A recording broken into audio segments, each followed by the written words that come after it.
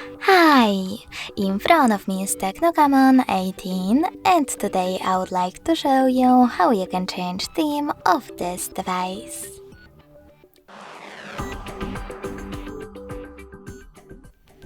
First of all, you need to find Hi Theme app. When you find it, click on it. Then select Theme section at the bottom of it and tap on the search bar. Now you can type in wherever you wish to, like cool, and tap on the best theme for you.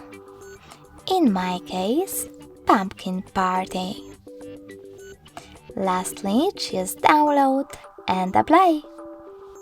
As you can see, after that, theme of my device has changed.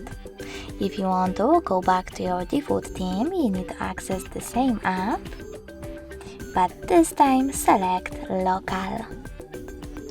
Now click on internal theme, choose apply and wait. Thanks so much for watching. If you enjoyed this video, leave a like, comment and subscribe. Bye!